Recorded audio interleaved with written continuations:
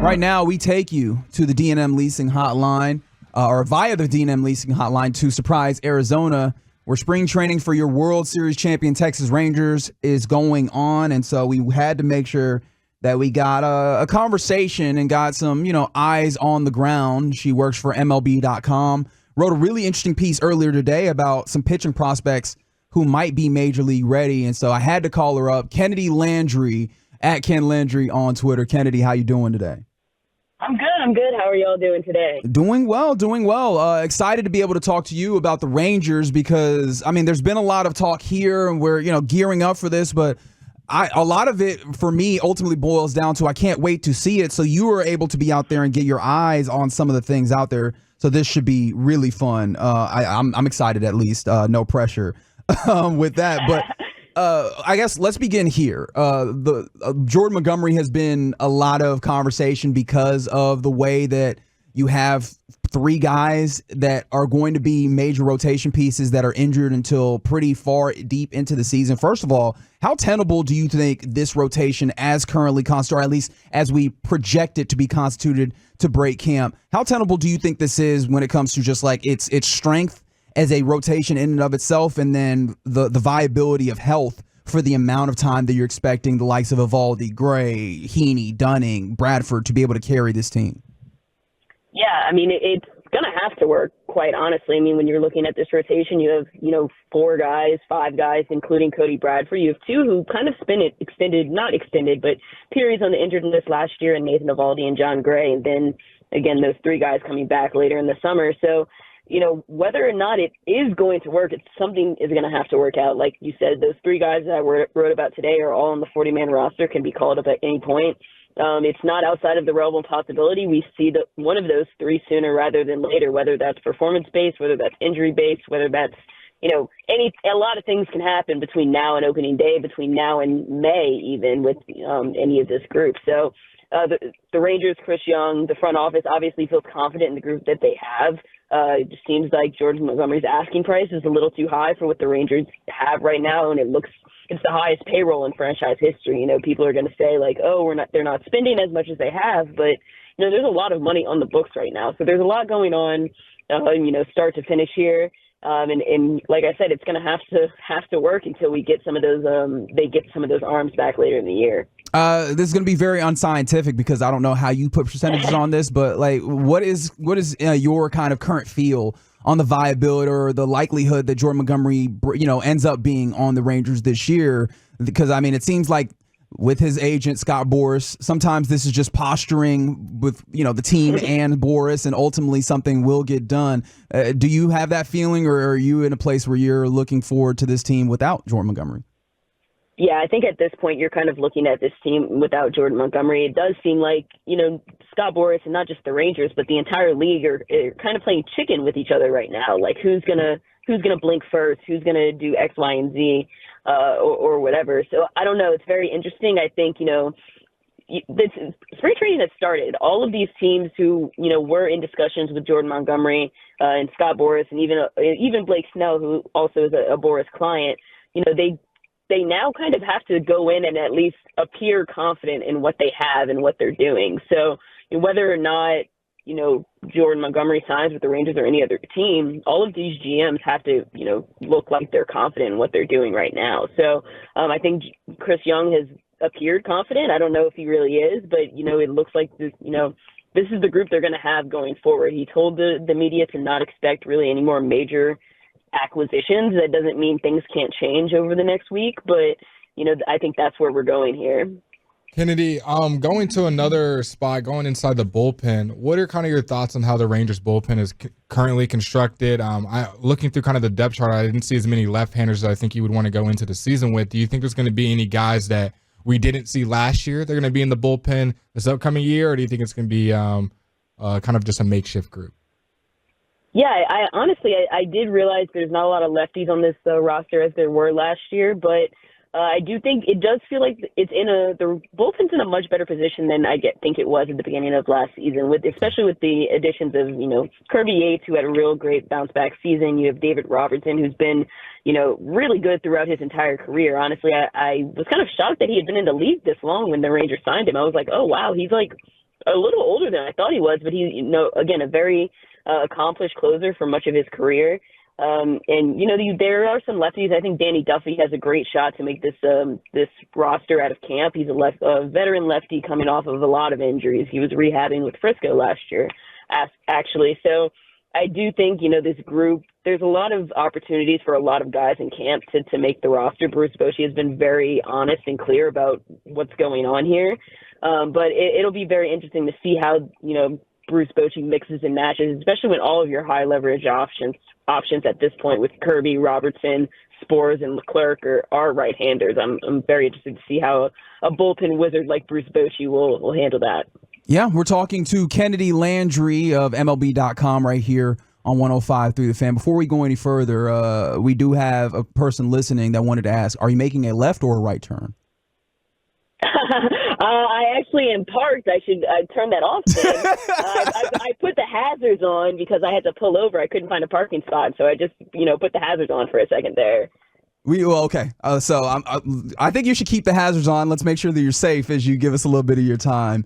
But one of the things I did want to talk about as we continue on, you did mention the idea of the young pitchers, at least in your piece earlier today, that could end up playing into this, because you're right. They're going to have to make this rotation work. However, injuries happen in baseball. It's a long season, marathon, not a sprint, all those types of things. Let's talk about the guys that you're looking at. You mentioned Owen White, Cole Winn, and Zach Kent. Which of these guys early on, and I understand we've seen about a week of these guys not even throwing to live batters or whatever. Which of these guys do you anticipate maybe being first guy up to, try their hand should it be necessary that Bruce Bochy is going to have to call them into action? Yeah, I think Owen White is kind of clearly the next man up when this all gets said and done. He made 2 relief appearances last year, kind of just out of necessity. I wouldn't even say he was fully prepared for that last year, and he kind of got knocked around by the Astros in Houston. Kind of unfortunate for your second big league appearance in that kind of situation. But he had a big breakout season in 2022, was one of the best pitchers in the Rangers system at that point, and then kind of struggled a bit last year. His velo was down. He kind of just, making the adjustment to AAA didn't fully translate for him. And I think he's in a much better place this year. He said he worked out at Tread in Charlotte with Dane Dunning over the off season, and really, he put in a lot of work to be able to get better, get stronger, get that velo up where he wants it to be. And I think he's a guy I really have my eye on this spring and going into the season for somebody who could really be a major contributor for this rotation. Maybe even out of the bullpen if that's something that Bruce Bochy thinks he can do. Well, speaking of projections, I need you to make another one for me because that's our favorite thing to do here. That's right. The DH spot with Garver being gone is obviously freed up, and there's been a lot of speculation about who could garner that spot, and it's been kind of up in the air that it might be within rotation of a couple players. Obviously, some names of Wyatt Langford have been kind of at the top of that list. Duran. Who is somebody that you think might grab that spot maybe that we're not talking about, or do you think it's Wyatt's job to lose? Yeah, I wouldn't say it's Wyatt's job to lose. I think it's, he has as much as a shot as anybody to win it. But there's a lot of other guys who I think have just as much of a chance, or maybe even more so than him. I think in my roster projection, while we're talking about projections, I listed Justin Foscue, 2020 first rounder out of Mississippi State, as I think somebody who's really well suited for that role, especially he has less defensive versatility than some of these guys. But I mean, the dude can hit. He had more walks than strikeouts at AAA last year. He has a real ton of power in his bat. Donnie Ecker compared him to Buster Posey the other day. Not, physically or like as he hits, but his demeanor and how he goes about his business in the cage, on the field, and all of those things. So I think, I think he gets lost in the shuffle with a lot of the Rangers' big name prospects, like, Wyatt Langford, Evan Carter, Jack Leiter, like these big names. But Justin Foscue has been as good of a prospect as the Rangers have had lately, and I think he's just kind of gone under the radar. And I think, he's on the 40-man roster. He has a real, fast track to it if he can, hit his way to a starting spot. And to kind of pivot off of that, going back to kind of Wyatt and Leote, where do you see Leote kind of figuring out on this? Do you think he is still one of the starters in the outfield? Do you think Wyatt pivots over there and you have Justin at DH spot, kind of like you mentioned? Or where do you kind of see Leote kind of shaping out after all these roster moves? I mean, that's what we're in spring for. And I think Leote hasn't done anything to lose that spot. Okay. It's, quite frankly, he's been an elite defensive center fielder. He gets on base. He bats in the 9-hole. He, gets a production for the team. And I think, if and when Wyatt Langford, makes his debut and jumps up, that'll be a situation for whenever that comes.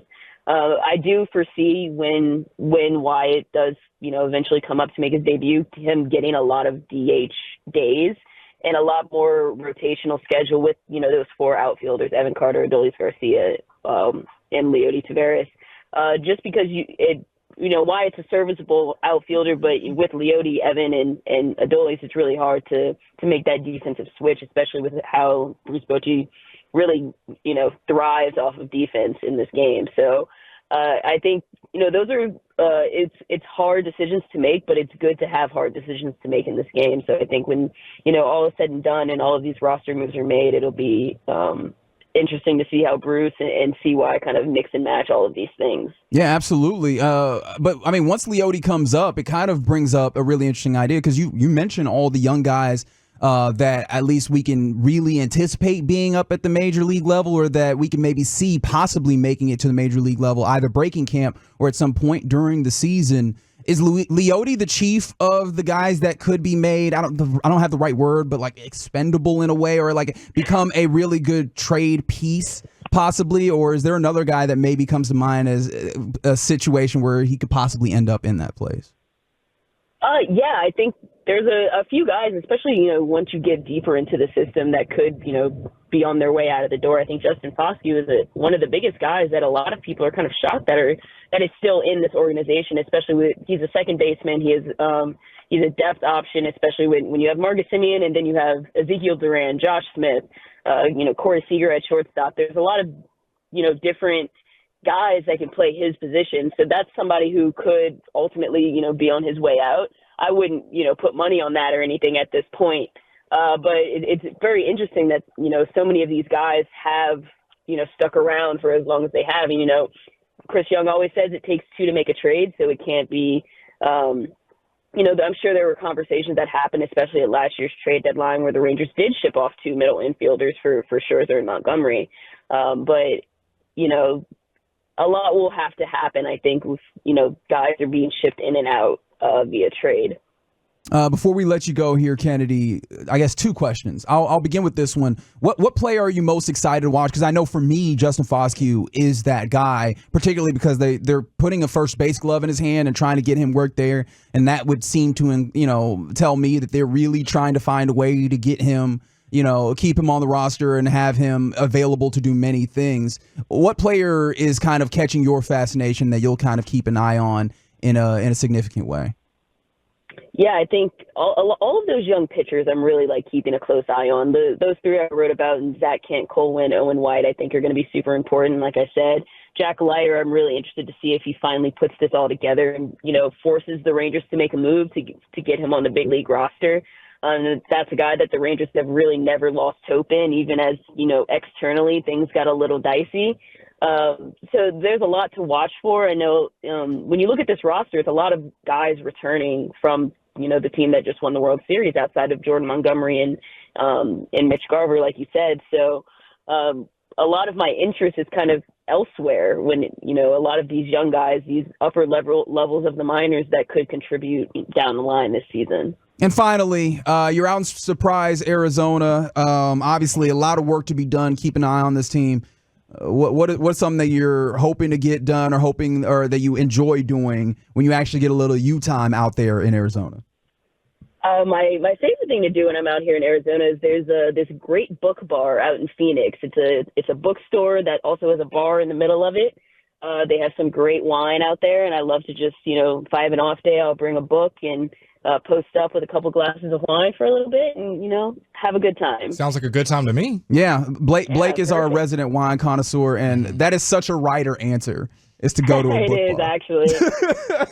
But, it's one of the reasons that we always greatly appreciate you giving us a little bit of your time. Kennedi Landry, MLB.com, at Landry, KENNLANDRY on Twitter. Kennedi, we appreciate you greatly. Awesome. Thank you all so much for having me.